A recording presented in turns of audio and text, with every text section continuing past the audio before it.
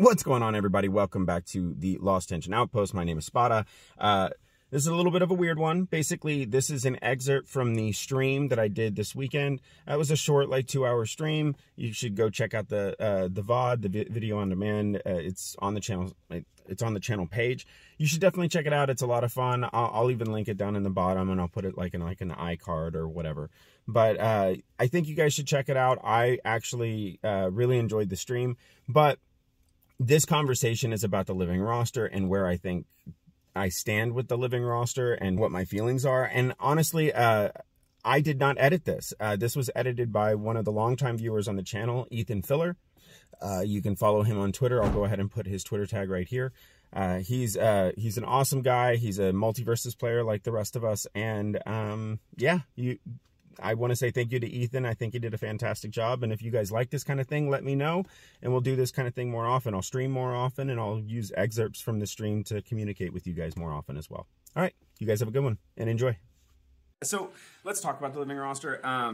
Okay. So as far as the living roster is concerned, like I love making the living roster. I've been trying to figure out a way to get back into the living roster for a long time. And it's been a really hard thing for me to try to make a determination about, because there's been a ton of leaks, and like all you have to do is be a part of the MultiVersus Twitter at all, and the leaks are everywhere. They constantly are being posted. There's like, they leaked the fact that this stage, the Cromulent stage, was going to only be released after the was only going to be released after we hit 10 million ring outs from the point that they started that promo.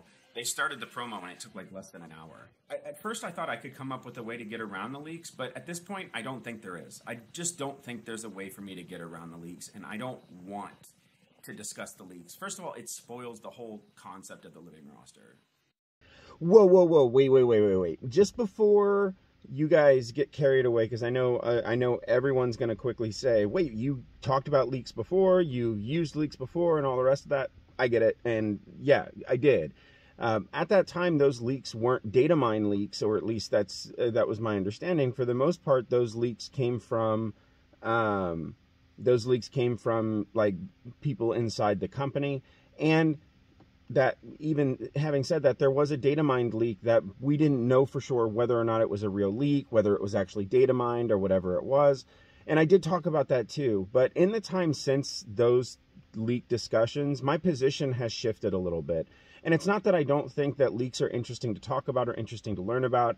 It's that in the case of a game like this, where most of the game in its health, in its marketing, depends, I think, on the surprise factor of an announcement and a character reveal and all the rest of that, I think the leaks kind of hurt the health of, I don't know, maybe they don't, but it's just this fear that I have that I'm contributing to a problem, and I don't want to be a part of the problem, and I also don't want to get on the developer's bad side.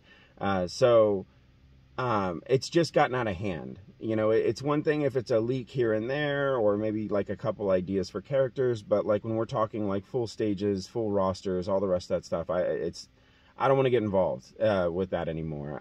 I've done it in the past. I didn't love doing it in the past, but doing conversations on leaks anymore is just not something I want to do. So I wanted to make sure to clarify that going into it.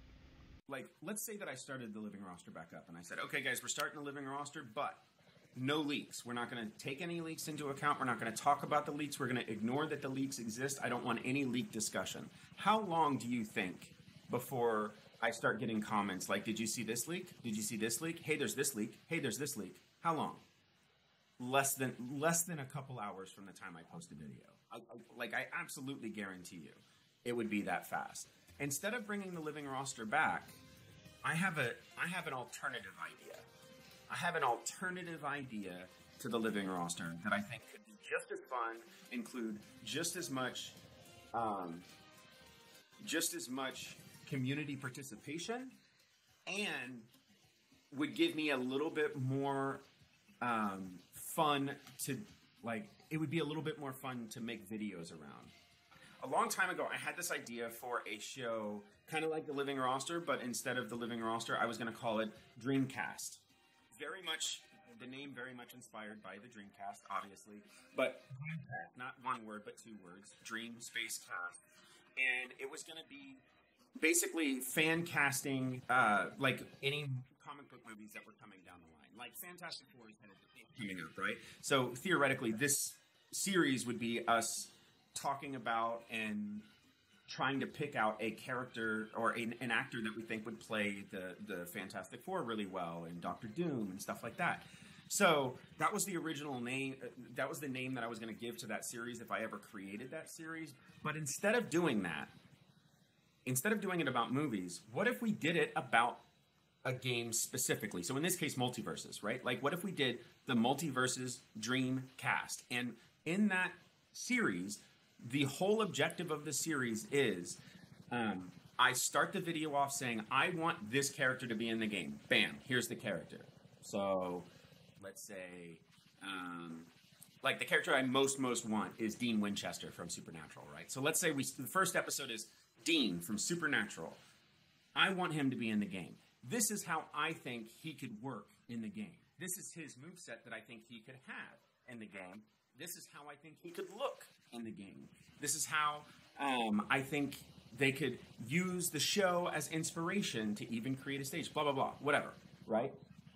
Then at the end of the show, after I've gone through and I've provided his moveset and how I think he would play and how I think like alternative costumes and stuff like that, then at the end of the episode, I provide 5 characters that are on my list to talk about, and the community chooses which of those 5 characters I do the next episode on.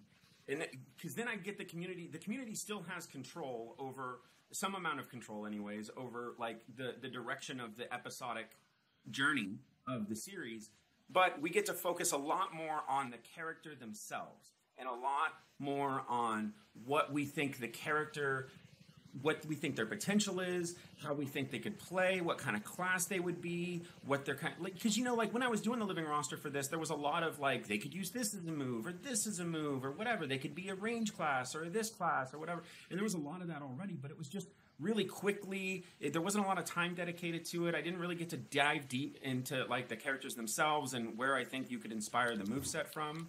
So what do y'all think of that? I think that is that's my idea for an alternative to the living roster. So I don't know. I'd love to hear y'all's thoughts on it.